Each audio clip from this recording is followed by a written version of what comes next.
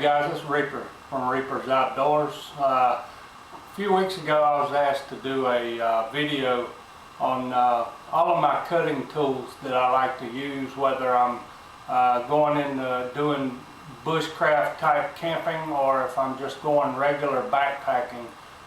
So I decided today, since it's kind of nasty outside, that I would do a little video on showing the different cutting tools that I like to use. One or two of them is new. I've just gotten, so I haven't really got to spend a lot of time with it out in the woods, but the rest of them I've used pretty much the entire time I've been backpacking, so I'm pretty well versed in what they're capable of doing. So anyway, I hope you enjoy this. And first off, Happy New Year's. Hope everybody had a safe New Year's, and I appreciate y'all watching my videos and subscribing to my channel. First off, I had a friend of mine, Sawback Outdoors, had commented on my watch, and let's see if I can get it off here. I'll show it to you. This is a Timex Humvee watch. The housing is some kind of aluminum, and it's got some kind of rubber coating on it. I don't know if you can see that. And I've had it for a long time. It's been a really good watch. Probably had it for, I'm guessing, 15 years. The watch band that came on them were worthless. I probably went through 10 or 15 of those cheap watch bands. So I decided that I would make something that was a little more durable. So basically I took two different colors of paracord and did a cobra weave knot, and used a little S-beaner to connect it in the back.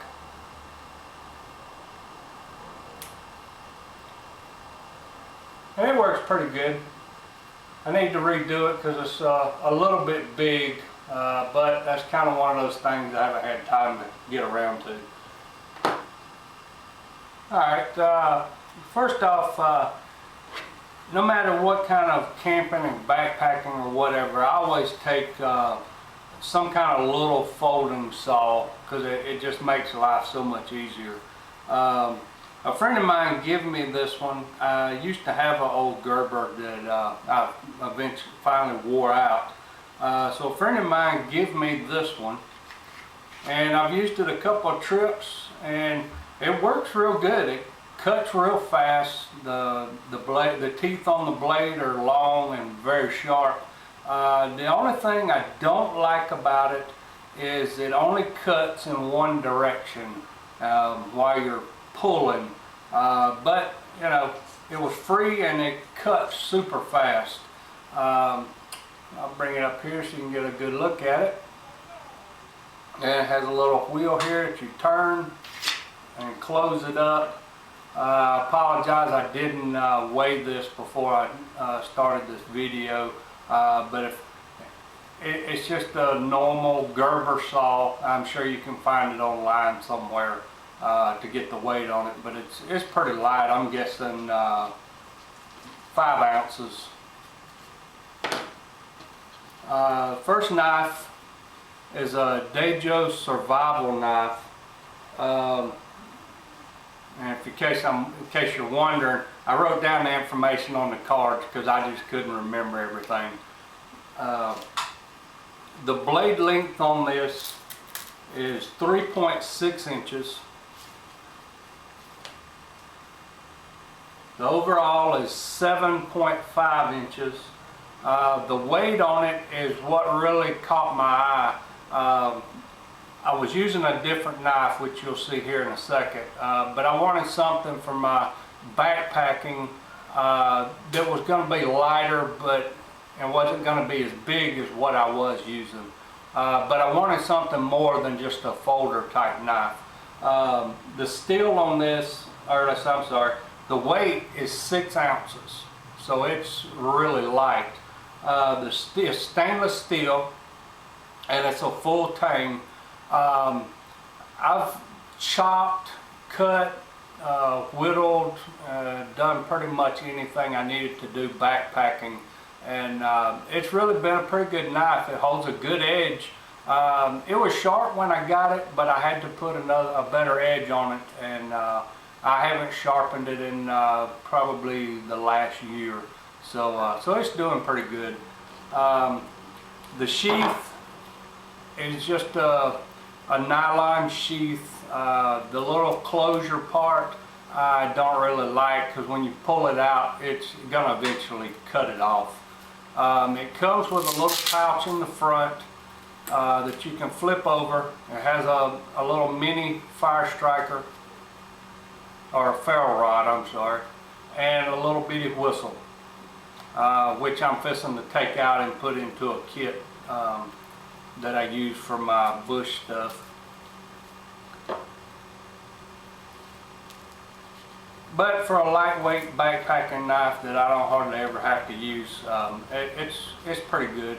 It was fairly cheap. I got this one at REI for the main reason, if I'm batoning it and I break it, I can take it back. I think it was like 30 something bucks. The knife that I used to use backpacking was a SOG Navy SEAL Pup Elite. This was a real good knife, but it was just, it weighed more than what I wanted to carry with my backpack. The blade length on it is 4.85 inches long. The overall is 9.5. The weight is 5.4 ounces, which is not real bad. It's only a little bit under the Dejo. The steel, the website said AUS 8. I'm not real sure what that is. It may be some kind of stainless steel. I'm not sure. But it's got the little teeth on it, which is not too long. Some of them are, you know, it's just too long and it takes up too much of the blade. But this one's not too bad, and it takes a great edge and it stays pretty sharp. I mean, this one right now you probably couldn't do it, but normally you can actually shave the hair on your arm with it. And then I put a little wrist strap on it that's adjustable out of a piece of paracord. The sheath is nothing fancy, I don't think. It's just nylon. Here again, same situation. When you pull the knife out, you'll eventually cut this off. So I try to be careful when I take it out, and just kind of hold my finger on it when I pull it out. You need to be careful not to cut your finger though. It also has a little front pocket here. You can put a little sharpening stone or fire striker or whatever you need. The back of it, you can strap it on your molly. You can strap it on your belt, however you would want to carry it. That's pretty flexible. I did end up getting the Kydex sheath for it. I like to carry it with my backpack a lot better. It holds in there very good. It has a slit here where you can, you know, cut rope without having to take the knife off. The little belt loop piece here, I'm not sure what you call it, is adjustable. You can either carry the knife on your belt standing up or on your pack. I have it set to where it will actually fit on my hip belt on my backpack like this, and if I need it, I can just pull it straight out, and that worked pretty good. The next knife is one of my newer knives. I haven't spent a lot of time with it, but there's tons of videos on YouTube on reviews and showing it actually being used. I've used it once or twice in the last few days just to test it out, and this thing is going to be a beast. This is going to end up being my favorite knife. This is the Ontario Rat 5. The clasp part that holds the knife in is not quite as bad as the other knives. It's got a little metal ring here that helps fold it back. The other side, you still may have a little problem with it, but I don't think it's going to be that big a deal. But the knife itself, this knife is going to be a beast. I think it's like 3/16 thick steel. It's full tang. All of my knives are full tang. I don't really care for knives that aren't. The blade length is 5 inches. It's 10 3/4 inches overall. The weight is 11.3 inches. And the steel is a 1095 carbon steel. And right out of the package, you could almost shave the hair on your arm. I haven't worked on putting a better edge on it, but I'm not sure you're going to need it. The knife fits good to my hand. It's got a lot of weight. It's going to do great for batoning, cutting wood, and I'm looking forward to getting out and using this in the woods. Put a little lanyard on the end of it. It's basically paracord. I believe this was called the rattlesnake knot, and I just put a couple of little skull heads on it because I had them laying around. But this gives me a little bit of extra paracord, you know, if I need it.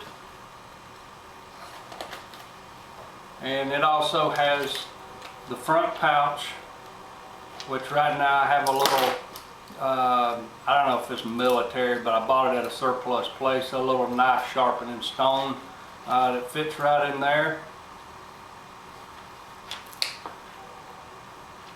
And the sheath is just basically like the rest of them. It's just nylon. You can put it on your molly or your belt, or I'll probably just carry it in my backpack. I am going to get into making custom Kydex sheaths, and I'd like to have a Kydex sheath for this one. This is another new knife that I've gotten in the last several months. This is the Sawback Jungle Primitive.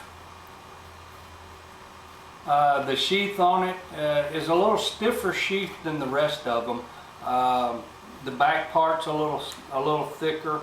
Seems it's got some plastic or something in there. I haven't used this one but once or twice, just testing it out.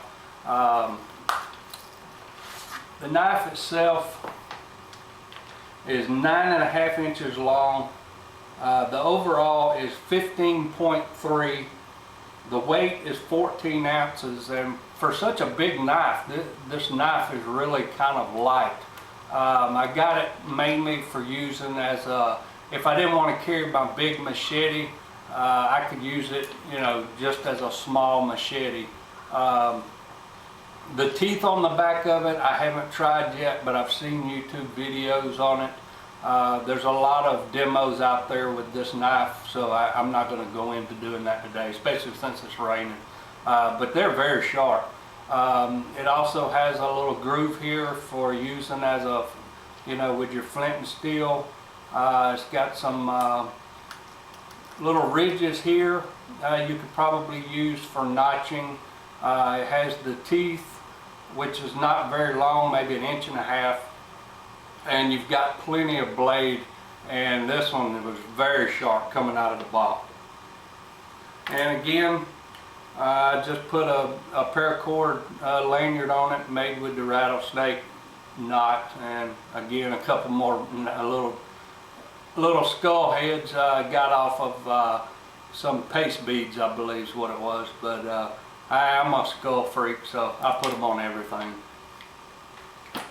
And then my big cutting tool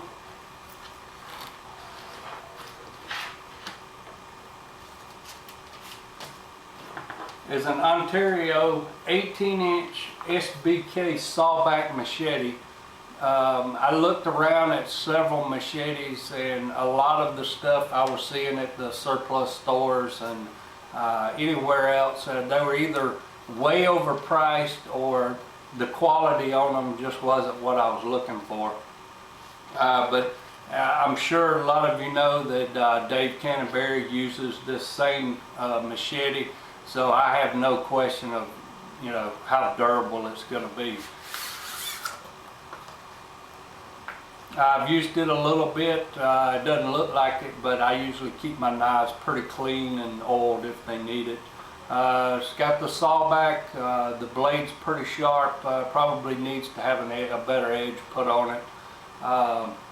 The weight on it, let's see. Well, first it's 18-inch long blade. The overall is 23.25. It weighs 21 ounces, so it's got a little bit of weight to it. The steel is a 1095 carbon steel, so should be a real good blade.